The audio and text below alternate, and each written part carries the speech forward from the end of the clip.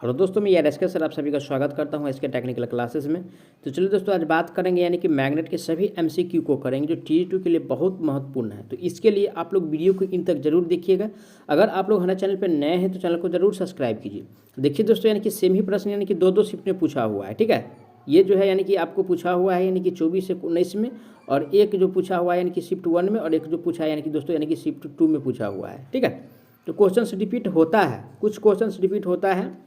तो चलिए आज का सबसे पहला प्रश्न से स्टार्ट करते हैं। आज का सबसे पहला प्रश्न है, एमएमएफ का पूर्ण रूप क्या है। ठीक है, तो दोस्तों इसका जो पूर्ण रूप होता है यानी कि मैग्नेटोमोटिव फोर्स होता है। क्या होता है?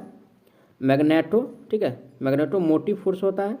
ऑप्शन नंबर किस में दिया है? Magnetomotive force. तो ऑप्शन ए में है मैग्नेटो यानी कि मेटेलिक फोर्स, तो ऐसा नहीं होता है। ठीक है, बी में कह रहा है यानी मैग्नेटोमोटिव फोर्स। ठीक है, सी भी पढ़ लेते हैं यानी कि मैग्नेटो मूवमेंट फोर्स भी नहीं होता है। डी में है यानी कि मैग्नेटो मोटर फोर्स, ये भी नहीं होता है। तो दोस्तों ये जो होता है यानी कि मैग्नेटो मोटिव फोर्स होता है। ऑप्शन नंबर किस में दिया है? ऑप्शन नंबर बी में दिया है। राइट आंसर की बात किया जाए तो ऑप्शन नंबर बी हो जाएगा। अब चलिए आज का नेक्स्ट प्रश्न दिया हुआ यानी कि अस्थायी चुंबक बनाने के लिए उपयोगी सामग्री है। ठीक है, तो देखिए दोस्तों, यानी कि अस्थायी चुंबक बनाने के लिए हम कोबाल्ट का भी उपयोग करते हैं। ठीक है, उसके बाद यानी कि निकेल का भी उपयोग करते हैं, और ठीक है नर्म लोहा का उपयोग भी करते हैं। ठीक है, लेकिन इसमें जो यानी कि सबसे मेटेलिक यानी कि सबसे ज़्यादा यूज किया जाता है वो कार्बन इस्पात का। किसका? अगर ऑप्शन में कार्बन इस्पात है तो उसको भूल करके किसी को लगाना नहीं है, उसी को टिक करना है। तो राइट आंसर की बात किया जाए तो ऑप्शन नंबर इसका डी सही हो जाएगा। कौन सा? ऑप्शन नंबर डी सही हो जाएगा। अब चलिए आज का अगला प्रश्न यानी कि डैश की पहचान एंड रूल द्वारा की जाती है। ठीक है, या की जा सकती है। तो देखिए दोस्तों, यानी कि एंड रूल द्वारा जो यानी कि पहचान करते हैं यानी कि पोल का पहचान किया जाता है। किसका? पोल का, जिसको यानी कि ध्रुव कहते हैं। ठीक है, चुंबकीय ध्रुव का पहचान किया जाता है। ऑप्शन नंबर किस में दिया है? ऑप्शन नंबर यानी कि सी में दिया हुआ है। राइट आंसर की बात किया जाए तो ऑप्शन नंबर सी हो जाएगा। अब चलिए आज का नेक्स्ट प्रश्न है यानी कि कॉर्क स्क्रू नियम डैश इंगित करता है। तो ऑप्शन ए में है यानी कि चुंबकीय अभिवाह घनत्व, बी में है चुंबकीय क्षेत्र, सी में है यानी कि चुंबकीय अभिवाह, और डी में है चुंबकीय बल रेखाएं की दिशा। ठीक है, तो दोस्तों ये जो यानी कि दर्शाता है कॉर्क का स्क्रू नियम। ठीक है, यानी कि कॉर्क का जो स्क्रू नियम दर्शाता है वो आपको यानी कि दर्शाता है चुंबकीय बल रेखा है। ठीक है, यानी कि बल का रेखा को दर्शाता है। तो ऑप्शन नंबर किस में दिया है? यानी कि बल रेखा। ऑप्शन नंबर यानी कि डी में दिया है। राइट आंसर की बात किया जाए तो ऑप्शन नंबर डी हो जाएगा। अब चलिए नेक्स्ट प्रश्न है, फ्लेमिंग के यानी कि बाएं हाथ का नियम क्या दर्शाता है। ठीक है, तो फ्लेमिंग का यानी कि बाएं हाथ का नियम क्या दर्शाता है वो हमको बताना है। तो ऑप्शन ए में है यानी कि कंडक्टर की गति। ऐसा तो नहीं है भाई, कंडक्टर का गति से इससे कोई मिल नहीं है। ठीक है, बे में है यानी कि प्रेरित ईएमएफ की दिशा भी ये बताता है। ठीक है, और वह सी में कह रहा है चुंबकीय अभिवाह की दिशा। ऐसा तो नहीं है। और डी में है जेनेटिक की गति, तो ऐसा नहीं होता है दोस्तों। तो right answer option number B हो जाएगा। प्रेरित ईएमएफ की दिशा को इशारा करता है, दर्शाता है। राइट आंसर ऑप्शन बी हो जाएगा। अब चलिए अगला प्रश्न है आज का, बीएच वक्र में बी डैश का प्रतिनिधित्व करता है। तो दोस्तों यानी कि बी जो होता है यानी कि चुंबकीय अभिवाह घनत्व होता है। क्या होता है? यानी कि चुंबकीय, ठीक है, चुंबकीय अभिवाह घनत्व होता है। ऑप्शन नंबर किस में दिया है? चुंबकीय अभिवाह घनत्व। तो ऑप्शन नंबर यानी कि डी में दिया हुआ है। राइट आंसर की बात किया जाए तो ऑप्शन नंबर डी हो जाएगा। कौन सा? Option D. अब चलिए आज का नेक्स्ट प्रश्न है, चुंबकीय अभिवाह की इकाई क्या है। ठीक है, तो दोस्तों यानी कि इसका इकाई यानी कि टेस्ला होता है। किस ये क्या होता है? यानी कि टेस्ला। ठीक है, चुंबकीय अभिवाह घनत्व नहीं है दोस्तों, यानी कि घनत्व रहता तब टेस्ला होता। ठीक है, अगर चुंबकीय अभिवाह घनत्व रहता तब क्या होता? टेस्ला होता। लेकिन इसमें केवल अभिवाह है, तो उसका जो यानी कि यूनिट होता है यानी कि वेबर है। क्या है? वेबर है। ऑप्शन किस में दिया है? यानी कि वेबर। तो ऑप्शन नंबर यानी कि बी में दिया है। राइट आंसर की बात किया जाए तो ऑप्शन नंबर बी हो जाएगा। अब चलिए आज का अगला प्रश्न है, किसी नियम के अनुसार प्रेरित विद्युतवाहक बल की दिशा इसे उत्पन्न करने वाले कारक के विपरीत होता है। ये नियम जो देता है दोस्तों यानी कि लेंज का नियम देता है। कौन देता है? यानी कि लेंज देता है। लेंज लॉ है। तो इसका फार्मूला होता है ई बराबर minus N d phi by यानी कि डी टी होता है दोस्तों। यानी कि एग्जाम में फार्मूला भी आता है, तो इसको मिस करके नहीं जाना है। राइट आंसर की बात किया जाए ऑप्शन नंबर ये सही हो जाएगा। कौन सा? ऑप्शन नंबर ये सही हो जाएगा। अब चलिए नेक्स्ट प्रश्न है आज का, यानी कि अभिवाह घनत्व की इकाई क्या है। ठीक है, तो दोस्तों अभिवाह घनत्व देखिए हम वहाँ पे बता रहे हैं, तो यहाँ पे आ गया क्या है, अभिवाह घनत्व है। ठीक है, अभिवाह घनत्व दिया है। तो दोस्तों इसका जो यानी कि इकाई होता है यानी कि टेस्ला होता है। और अगर टेस्ला ऑप्शन में नहीं है तो वेबर पर मीटर स्क्वायर होगा। क्या होगा, ठीक है, वेबर पर यानी कि मीटर स्क्वायर होगा। ये दोनों में से कोई रहेगा। ठीक है, तो right answer option number Tesla दिया है डी में, राइट आंसर ऑप्शन डी हो जाएगा। अब चलिए आज का नेक्स्ट प्रश्न है, फ्लेमिंग के यानी कि बाएं हाथ के नियम का अनुप्रयोग डैश में पाया जाता है। तो देखिए दोस्तों, यानी कि बायां हाथ का नियम जो होता है यानी कि लेफ्ट हैंड रूल। ठीक है, लेफ्ट हैंड रूल जो होता है दोस्तों वो यानी कि डीसी मोटर में, ठीक है, यानी कि डीसी मोटर में लागू होता है। तो ऑप्शन किस में दिया है, यानी कि डीसी मोटर, तो डीसी धारा मोटर ऑप्शन नंबर सी में दिया है। राइट आंसर की बात किया जाए तो ऑप्शन नंबर सी हो जाएगा। कौन सा, सी। अब चलिए आज का नेक्स्ट प्रश्न है, एक अनुचुंबकीय सामग्री के लिए अपेक्षिक चुंबकशीलता का मान क्या है। ठीक है, तो देखिए दोस्तों, यानी कि अनुचुंबकीय सामग्री के लिए यानी कि समकक्ष चुंबकशीलता का मान जो होता है वो हमसे पूछ रहा है। ठीक है, तो ऑप्शन ए में कह रहा है 1 से कम, बी में है ऋणात्मक, ठीक है, उसके बाद सी में है 1 से थोड़ा अधिक, और दोस्तों यानी कि डी में जो दिया हुआ है वो कह रहा है यानी कि अत्यधिक उच्च मान का। ठीक है, तो दोस्तों ये जो होता है यानी कि 1 से ज़्यादा होता है। ठीक है, 1 से यानी कि ज़्यादा होता है, यानी कि थोड़ा ही ज़्यादा होता है। ठीक है, 1 से थोड़ा ज़्यादा होता है। तो ऑप्शन किस में दिया है, ऑप्शन नंबर सी में दिया है। राइट आंसर की बात किया जाए तो ऑप्शन नंबर सी हो जाएगा। अब चलिए आगामी प्रश्न है आज का, निम्नलिखित विकल्पों में से लोह चुंबकीय पदार्थ को चुनें।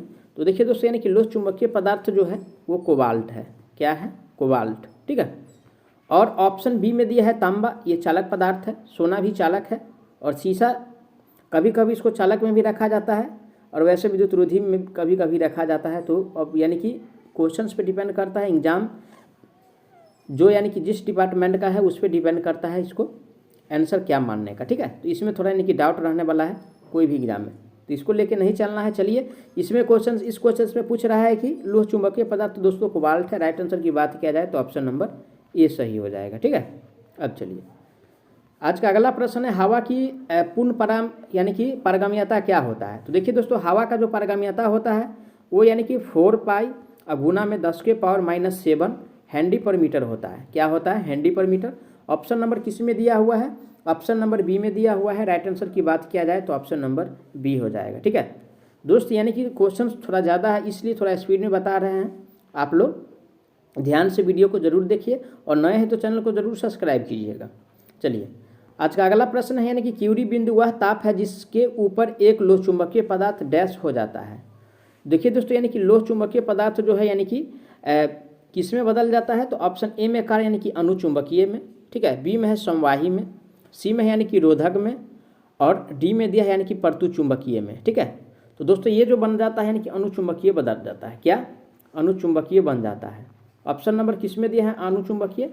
ऑप्शन नंबर यानी कि ए में दिया हुआ है। राइट आंसर की बात किया जाए तो ऑप्शन नंबर ए सही हो जाएगा। ठीक है, अब चलिए नेक्स्ट प्रश्न है, एक चुंबकीय क्षेत्र में रखे हुए धारा प्रवाहित करने वाले एक कंडक्टर पर लगने वाले बल की दिशा डैश द्वारा दर्शाई जाती है।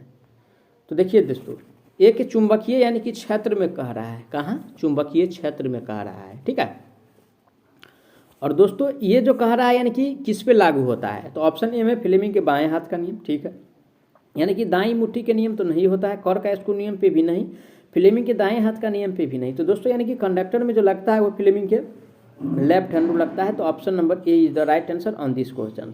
क्या हो जाएगा, A is the right answer on this question. ठीक है, अब चलिए आज का अगला प्रश्न पे बात करते हैं। नेक्स्ट प्रश्न, निम्नलिखित में से किस पदार्थ के बीएच वक्र एक सीधी रेखा होता है। ठीक है, तो दोस्तों यानी कि एयर का जो होता है, ठीक है, एयर, तो एयर यानी कि वायु का जो होता है दोस्तों यानी कि हवा का, ठीक है, ये आपको यानी कि सीधा होता है, पूर्णतः सीधा होता है। तो right answer option number D हो जाएगा। ये क्वेश्चन यानी कि एमपी लाइन अटेंडेंट में भी पूछा हुआ है, यूपीपीसीएल T2 में भी आया हुआ है, तो समझ सकते हैं महत्वपूर्ण क्वेश्चन है।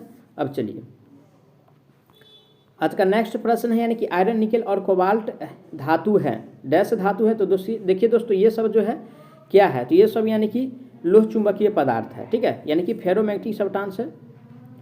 ठीक है, फेरोमैग्नेटिक सब्सटेंस ऑप्शन नंबर किस में दिया है, फेरोमैग्नेटिक सब्सटेंस। तो ऑप्शन नंबर यानी कि ए में दिया है लोह चुंबकीय यानी कि फेरोमैग्नेटिक। राइट आंसर की बात किया जाए तो ऑप्शन नंबर ए सही हो जाएगा। अब चलिए आज का अगला प्रश्न है यानी कि निम्नलिखित विकल्पों में से लोह चुंबकीय पदार्थ कौन सा है। तो देखिए लोह चुंबकीय पदार्थ दोस्तों ऑप्शन सी में दिया है यानी कि निकिल। ठीक है, तो निकिल ये क्या है, लोह चुंबकीय पदार्थ है। एल्युमिनियम ये चालक है। टंगस्टन का उपयोग जो है फिलामेंट में किया जाता है। तांबा भी यानी कि चालक है। तो राइट आंसर की बात किया जाए लोह चुंबकीय पदार्थ चुनना था तो option number C is the best answer और दिस क्वेश्चन। ठीक है, अब चलिए नेक्स्ट क्वेश्चन पे चलते हैं। नेक्स्ट क्वेश्चन है लोहे के क्रूड वाले सोलेनाइड की आकर्षण शक्ति होती है। तो देखिए दोस्तों ये जो होता है यानी कि वायु के यानी कि क्रूड वाले सोलेनाइड से अधिक होना चाहिए तभी यानी कि ये अच्छा होगा। तो राइट आंसर ऑप्शन किस में दिया है, ऑप्शन नंबर बी में दिया है। करेक्ट आंसर की बात किया जाए तो ऑप्शन नंबर बी हो जाएगा। अब चलिए आगामी प्रश्न है चुंबकीय फ्लक्स की यूनिट क्या है। ठीक है, तो चुंबकीय फ्लक्स का जो यूनिट होता है यानी कि वेबर भी होता है। ठीक है, वेबर होता है। ऑप्शन नंबर किस में दिया है वेबर, ऑप्शन नंबर ए में दिया है। राइट आंसर की बात किया जाए तो ऑप्शन नंबर ए हो जाएगा। देखिए दोस्तों यानी कि चुंबकीय फ्लक्स वाला जो होता है यानी कि क्वेश्चन बार बार रिपीट होता है। इस सब को मिस करके नहीं जाना है, एग्जाम में आना ही आना है। जिस भी कोई भी शिफ्ट में आएगा तो आएगा। ठीक है, अब चलिए नेक्स्ट क्वेश्चन है आज का यानी कि किसी चालक में जब चुंबकीय क्षेत्र में घुमाया जाता है तब क्या होता है। जब किसी चालक में चुंबकीय क्षेत्र किसी चालक को चुंबकीय क्षेत्र में जब घुमाते हैं तो वोल्टेज बनता है। क्या होता है, यानी कि वोल्टेज उत्पन्न होता है। दोस्त ऑप्शन किस में दिया है वोल्टेज बनना, ऑप्शन नंबर बी में दिया है। राइट आंसर की बात किया जाए तो ऑप्शन नंबर बी हो जाएगा। अब चलिए नेक्स्ट क्वेश्चन पे चलते हैं। नेक्स्ट क्वेश्चन है यानी कि विद्युत चुंबक में चुंबकीय की सामर्थ्य परिवर्तन की जा सकती है। ऑप्शन ए में कह रहा है यानी कि केवल करंट में परिवर्तन के द्वारा, ऐसा तो संभव नहीं है। बी में है केवल वाइंडिंग में टर्नों का परिवर्तन, सी भी पढ़ लेते हैं। और या तो करंट में परिवर्तन द्वारा या वाइंडिंग के टर्न के परिवर्तन के द्वारा। ये संभव है दोस्त क्योंकि इसमें दोनों नियम कह रहा है, या तो वाइंडिंग के टर्न को बदल देंगे नहीं तो करंट में बदलाव करेंगे। तो इसका क्या होगा, सामर्थ्य परिवर्तित हो जाएगा। राइट आंसर की बात किया जाए ऑप्शन नंबर सी हो जाएगा। अब चलिए नेक्स्ट प्रश्न है यानी कि फेराइट निम्नलिखित से संबंध है। तो दोस्तों यानी कि फेराइट जो यानी कि संबंधित है, किससे संबंधित है वो हमको बताना है। ठीक है, तो ऑप्शन ए में दिया है यानी कि लोह चुंबकीय पदार्थ से। ठीक है, उसके बाद यानी कि बी में दिया है पराचुंबकीय पदार्थ से। ठीक है, और सी में दिया है अनुचुंबकीय सामग्री। और डी में दिया हुआ है दोस्तों यानी कि डी में दिया है यानी कि फेरोचुंबकीय पदार्थ से। तो दोस्तों ये यानी कि फेराइट जो है यानी कि फेरोचुंबकीय सामग्री है। ऑप्शन नंबर किस में दिया है, डी में दिया है। राइट आंसर की बात किया जाए तो ऑप्शन नंबर डी हो जाएगा। अब चलिए नेक्स्ट क्वेश्चन से आज का यानी कि विद्युत चुंबक की कुंडली से प्रवाहित होने वाली विद्युत धारा जब उत्क्रमित होती है तब। ऑप्शन ए में है यानी कि विद्युत क्षेत्र प्रसारित होता है। बी में कह रहा है यानी कि विद्युत क्षेत्र की दिशा अपवर्तित रहेगी। सी में है यानी कि चुंबकीय क्षेत्र की दिशा उत्क्रमित हो जाती है। डी में है यानी कि चुंबकीय क्षेत्र ढह जाता है। ठीक है, तो दोस्तों यानी कि क्या होता है, तो दोस्तों यानी कि ये करने से यानी कि चुंबकीय क्षेत्र का दिशा जो होगा यानी कि बदल जाता है। तो राइट आंसर की बात किया जाए ऑप्शन नंबर सी हो जाएगा। ठीक है, अब चलिए आज का अगला प्रश्न है यानी कि चुंबकीय परिपथ में पारगम्यता विद्युत परिपथ के किस गुण के जैसी होती है। तो ऑप्शन ए में है धारा घनत्व, बी में है प्रतिरोध, सी में है कंडक्टेंस और डी में है यानी कि विशिष्ट प्रतिरोध। तो दोस्तों यानी कि किसके इक्वल होता है वो हमको जानना है। तो ये जो दोस्तों यानी कि इक्वल होता है यानी कि कंडक्टेंस यानी कि चालकत्व के। तो right answer option number C हो जाएगा। कौन सा, सी। अब चलिए आज का अगला प्रश्न दिया हुआ है यानी कि शक्ति गुणांक मीटर में स्थिर कुंडली और चल कुंडली कैसे जुड़ी होती है। तो दोस्तों ऑप्शन ए में है स्थिर कॉइल सप्लाई अक्रॉस जुड़ी होती है, ऐसा तो जुड़ा नहीं होता है। ठीक है, बी में है यानी कि स्थिर कॉइल सप्लाई के सीरीज में जुड़ी होती है। ठीक है, सी भी पढ़ लेते हैं, चल कॉइल सप्लाई के सीरीज में, ऐसा नहीं है। और डी में है प्रेरक तथा यानी कि प्रतिरोध स्थिर कॉइल के सीरीज में जुड़ी होती है, ऐसा भी नहीं है। तो दोस्तों यानी कि राइट आंसर की बात किया जाए तो ऑप्शन नंबर बी हो जाएगा। ठीक है, राइट आंसर की बात किया जाए तो ऑप्शन नंबर बी सही हो जाएगा इसका। ठीक है, अब चलिए आज का अगला प्रश्न पे चलते हैं। अगला प्रश्न है फ्लेमिंग के बाएं हाथ का नियम प्रयुक्त करते समय निम्न में से कौन सही संकेत इंगित करता है।